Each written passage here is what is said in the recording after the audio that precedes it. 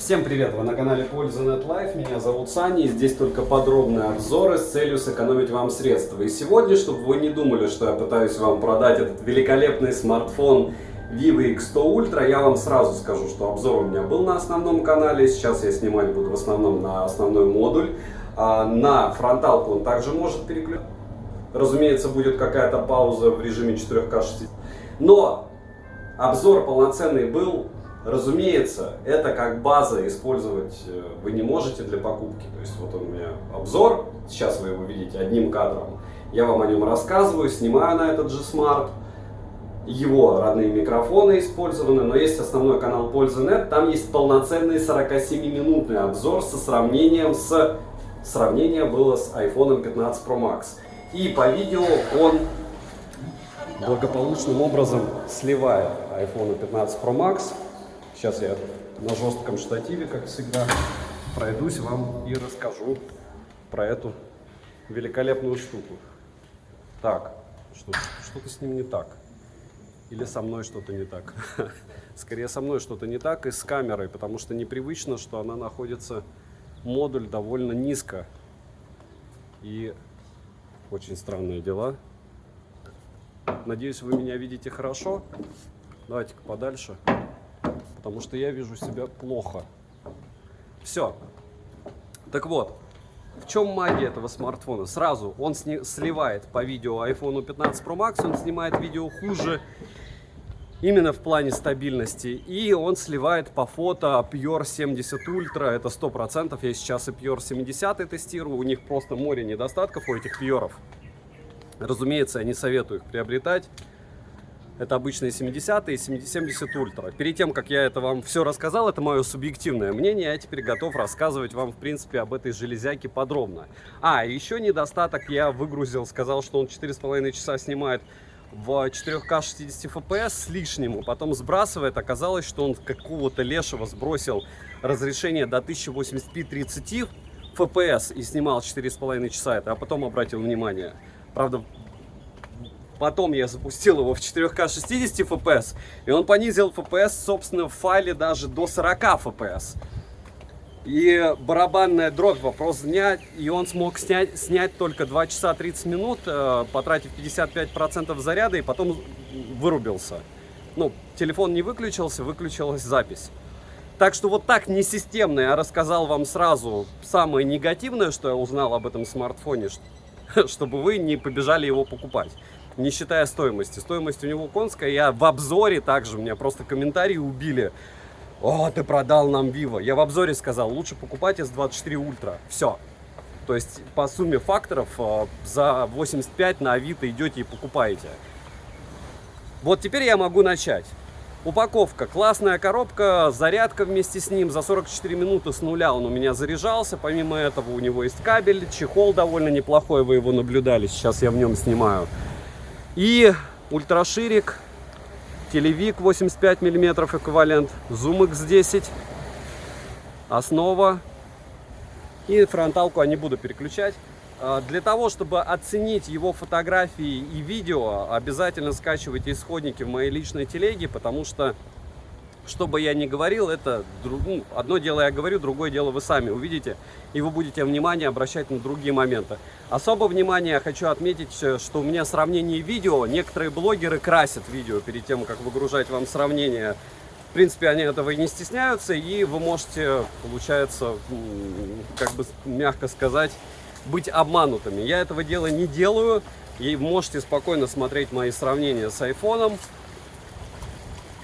Не сказать, что Vivo по полной программе сливает, но все-таки. Переходим дальше к смартфону, собственно. Что у него с экраном? Экран у него не супер яркий, он выдавал у меня, по-моему, 1600 люксов только на максималке. Закругленные грани, которые по какой-то причине в этот раз не мешали мне играть. То есть мне играть было комфортно. Защитная пленка здесь адекватна с одной стороны, с другой стороны. На второй день из нее она превращается в шлак. Но из внешнего понятно, что здесь нет мини-джека. Но здесь есть инфракрасник, и его цейзовское стекло, которое у него на модуле камер, не царапается. Я напоминаю, у меня было две Mi 14 Ultra, и обе были поцарапаны. Что глобальная, что китайская версия. Как мне написали в комментариях, надо аккуратнее носить.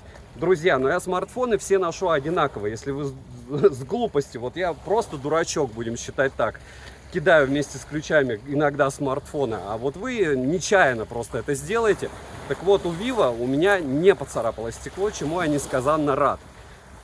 Продавать его будет проще. И да, теперь я его буду продавать, потому что я более внимательнее посмотрел сравнение по видеосъемке. И смартфон, который так сливает айфону, не должен у меня оставаться. Может быть, я, кстати, Huawei. Но я каждый раз так собираюсь что-то оставить. А в итоге по видео эталон. Все равно яблоко по средней температуре по больницу. А по фото эталон моя Sony FX30. Поэтому не будем, как мне говорят, чего ты все время вспоминаешь фотоаппараты. Почему я вспоминаю фотоаппараты? Потому что либо вы берете смартфон за 250 баксов, какой-нибудь OnePlus 10T, накатываете туда просто бешеное количество камер и ручками делаете себе классные фотографии. Либо зачем вот эти все смарты по 1000 баксов, когда они перекрашивают. Вот сейчас Vivo красит, и видео он красит без всяких пресетов, и фото, но я его должен хвалить. Сбился. Так вот, по поводу похвалы. Вы видите этот огромный смарт? Vivo больше, притом значительно больше, вот так вот выше. Это реально лопата уровня, что вы можете мыльницу покупать. Ну, мыльницу в плане фотоаппарат, притом такой неплохой, размером с этот смарт. Может быть, даже, кстати, в каких-то проекциях этот фотик будет по размерам слегка меньше. Вот. Но он будет, скорее всего, толще, и оптика будет нормальная. Оптика будет оптикой, а не смарт. К чему это все? К тому, что смарт снимает классно. Вы сейчас видите 4К 60 FPS. Он может снимать 4К 120 FPS. Он может снимать 8К 30 FPS, 1080p 240 FPS. Замедленный. Даже не в замедленной, а в проф-режиме. Но мы вернемся к этому еще. По поводу экрана. Минус экрана еще в том, но это не к экрану даже вопроса, а к ПО, что через 30 минут в PUBG, если вы играете, ну, вы гипотетически сможете играть на этом смартфоне, яркость он сбросит до 500 люксов, а через 10 минут в Genshin Impact он сбросит яркость до 300 люксов. И барабанная дробь, как вы сможете играть? Никак. Что это вам говорит? Что смарт вряд ли будут покупать люди для игры, но это вам также еще говорит, что он долго не сможет снимать. И это уже проблема. Почему? Потому что вот сейчас, повторяюсь, мой второй тест показал, что он 2,5 часа снимает, сбрасывает FPS до 40 и отрубает съемку. И это нехорошо. Хотя мы вот сейчас плавно перебегаем к железу. Надеюсь, что повествование вас не замучило. А в принципе, даже если замучило, напоминаю, что у меня 80 с лишним обзоров вот таких одним кадром на подобные смарты. И это дает вам возможность зайти на канал и посмотреть, кто как снимал в тех же условиях то же самое лицо, которое, в принципе, за 1,5 года подобных обзоров одним кадром чуть-чуть изменилось. Морщин прибавиться должно, но как раз вы сможете это дело тоже проследить. И можете без звука оценить картинку. Фризы, работу со светом, динамический диапазон у основного модуля. К слову, по фронталке здесь с динамическим диапазоном все печально. Хотя есть 4К 60 FPS, она довольно неплохая, но топово ее не назвать. Так вот, переходим мы дальше все-таки к железу. По железу экран здесь 800 люксов дает. Это, в принципе, то же самое, что и у всех. 526, по-моему, пикселей PPI у него плотность в максимальном разрешении. Насчет того, что, как многие говорят, зачем его использовать, а зачем тогда покупать смартфон, который дает вам 500 PPI. Это как читалка, меньше нагрузка на зрение. Притом шим здесь довольно приличный. Мы пробовали активировать DC-димминг в инструментах разработчика на стриме. В итоге шим увеличился, по-моему, в 2 или в 3 раза. В общем, лучше DC-димминг вручную не активируйте, потому что шим станет больше. А подробнее смотрите, повторяюсь, у меня есть польза стрима, где мы прожаривали это устройство несколько часов. Я играл, проводил тесты. И польза обычный, польза нет-канал, там уже полноценный обзор. Так вот, Snapdragon 8 Gen 3 оптимизирован неплохо, но не идеально. Оптимизировано все это дело, вот почему этот смартфон классный, под камеру. Камера здесь шик-блеск с направленным микрофоном, вы видите, как он снимает.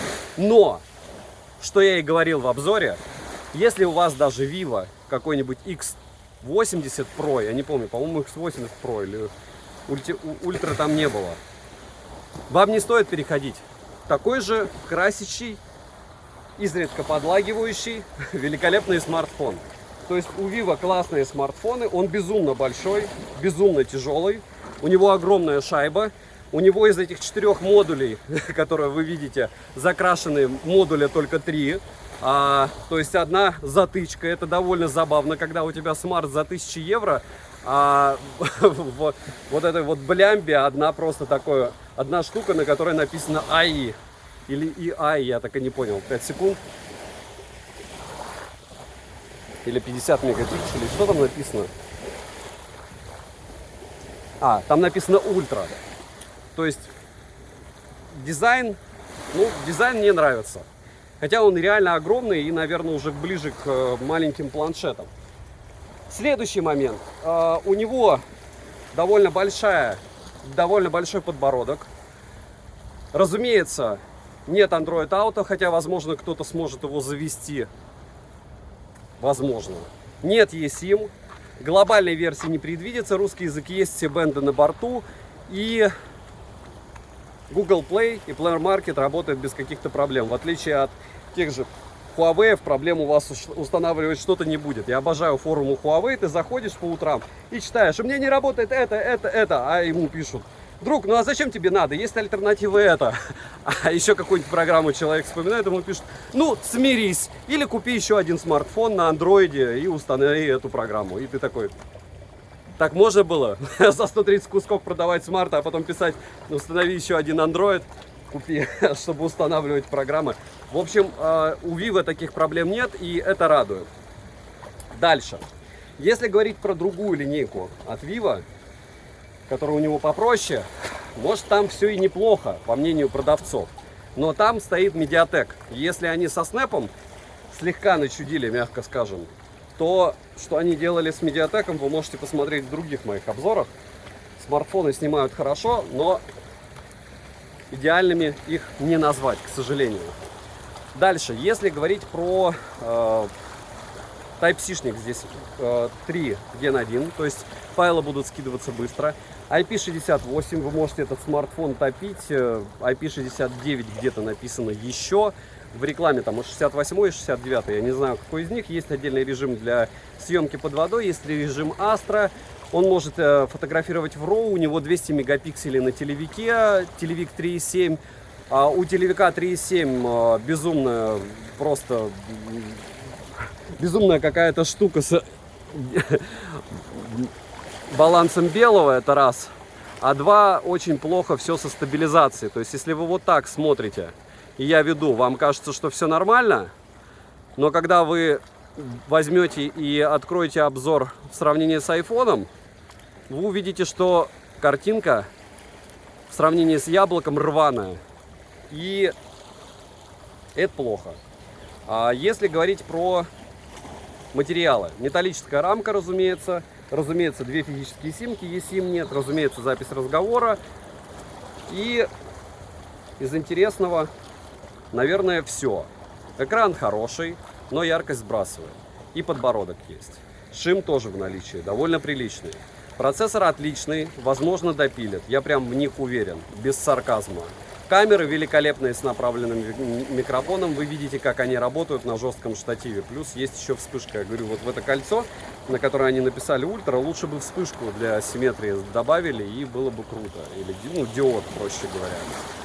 Вот, если говорить про эргономику, удобно ли в руке, ну, друзья, он больше, чем iPhone 15 Pro Max. Вот, если вам такие габариты нравятся, если у вас ладонь позволяет комфортно использовать подобные штуки, то, разумеется, стоит рассматривать. По поводу цены, абсолютно неадекватная, там, 89 тысяч, даже если у перекупов вы будете в минималке брать. Ну, на Vivo держатся цены, это факт, с одной стороны. С другой стороны, Vivo очень тяжело продается, это второй факт, особенно флагманы.